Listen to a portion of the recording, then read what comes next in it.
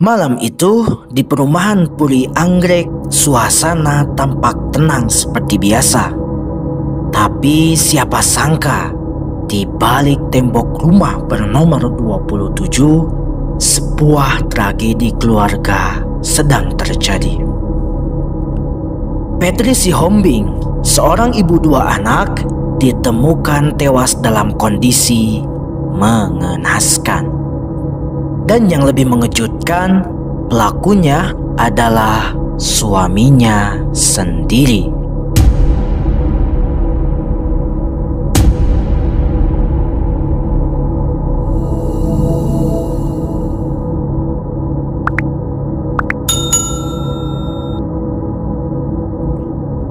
Wadison, pria 37 tahun, bekerja sebagai pegawai koperasi di Bayah, Kabupaten Lebak. Ia hanya pulang ke rumah setiap akhir pekan. Dari luar, ia dikenal tertutup tapi ramah, dan pernikahannya terlihat baik-baik saja. Namun, di balik semua itu, hubungan mereka sudah lama retak. Wadison diam-diam menjalin hubungan dengan wanita lain di Bayah. Ia bahkan diduga ingin menikah lagi. Tapi ada yang ia takuti.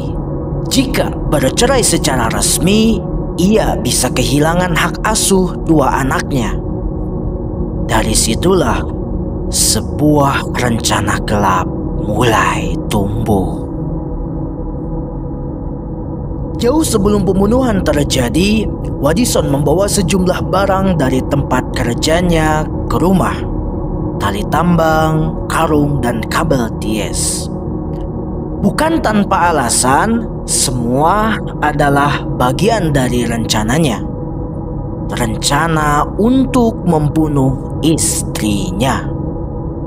Lalu berpura-pura menjadi korban perampokan agar ia bisa terhindar dari sebuah hukuman. Ia sudah menggigirkan skenario ini sejak jauh-jauh hari.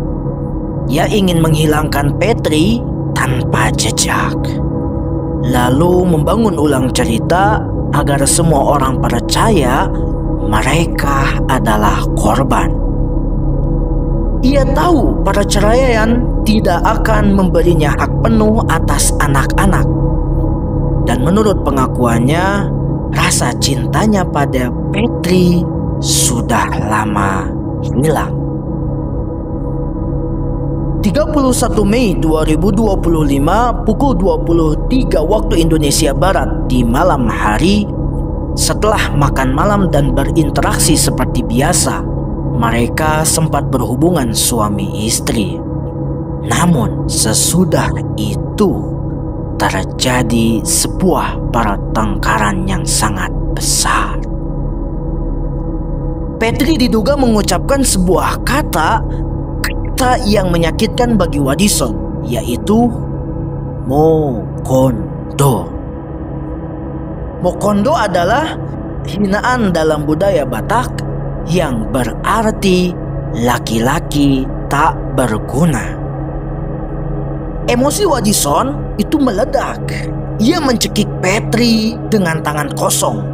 Saat Petri mulai melemah, Wadison mengambil tali tambang yang sudah ia siapkan, lalu melilitkannya ke leher istrinya. Petri sempat melawan, namun karena ia sudah mulai melemah, akhirnya ia tak berdaya. Dan pada saat itu, ia meninggal di tempat tidur rumah mereka.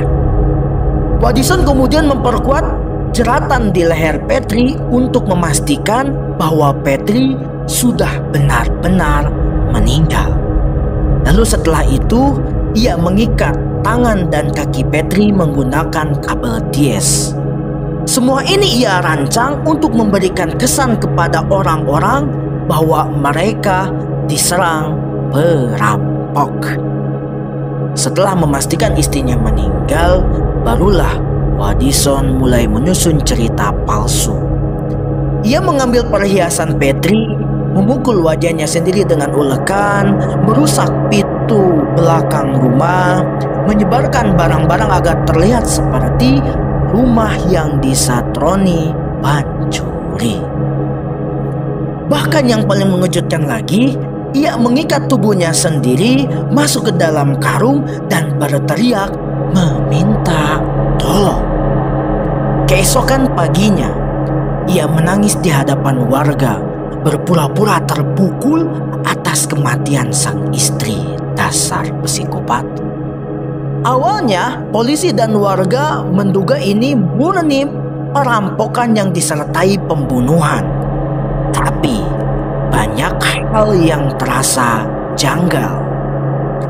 Tidak ada jejak-jejak pelaku lain. Anak-anak mereka tidak mendengar suara gaduh. Pintu yang rusak terlihat dibuat-buat. Luka di tubuh Wadison tidak konsisten dengan ceritanya. Akhirnya Wadison diinterogasi. Setelah interogasi lebih lanjut, akhirnya Wadison mengaku segalanya. Ia membunuh istrinya karena emosi dan karena ingin membangun hidup baru tanpa kehilangan hak atas anak-anak. Setelah akhirnya dinyatakan bahwa Wadisonlah yang membunuh istrinya, polisi menetapkan Wadison sebagai tersangka pembunuhan berencana.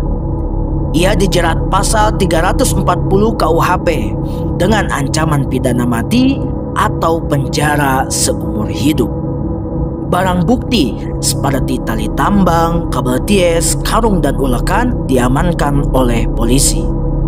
Hasil visum juga menunjukkan adanya jeratan kuat di leher korban sesuai dengan tali yang ditemukan di TKP, dan ini menunjukkan bahwa Wadisonlah yang melakukannya. Warga sekitar sangat terkejut. Selama ini mereka melihat Wadison dikenal sebagai orang yang sopan dan pendiam.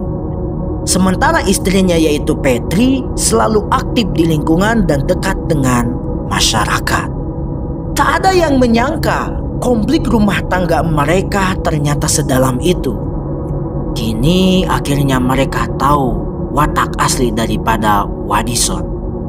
Sedangkan anak-anak mereka akhirnya tinggal bersama keluarga besar. Mereka masih kecil dan harus menerima kenyataan pahit bahwa ibunya sudah tiada, ayahnya dipenjara. Seperti itu teman-teman ya, kisah daripada Wadison yang membunuh istrinya sendiri dan membuat sebuah cerita palsu agar dipercayai oleh masyarakat mereka telah dirampok oleh orang lain. Tapi pada kenyataannya itu adalah sebuah skenario yang dibangun oleh Wadison. Kekerasan dalam rumah tangga tak selalu terlihat dari luar. Di balik rumah yang tampak tenang, bisa saja tersembunyi rencana gelap yang mematikan. Wajah ramah Wadison hanyalah topeng dari niat kelam yang ia bangun diam-diam. Dan tragedi ini teman-teman meninggalkan luka bukan hanya bagi keluarga, tapi bagi masyarakat yang kehilangan rasa aman di tempat yang selama ini mereka sebut rumah. Apabila kalian menyukai kisah ini, jangan lupa di like, di subscribe, dan share kepada teman-teman kalian agar mereka juga tahu ya sebuah rumah tangga yang retak gara-gara pelakor.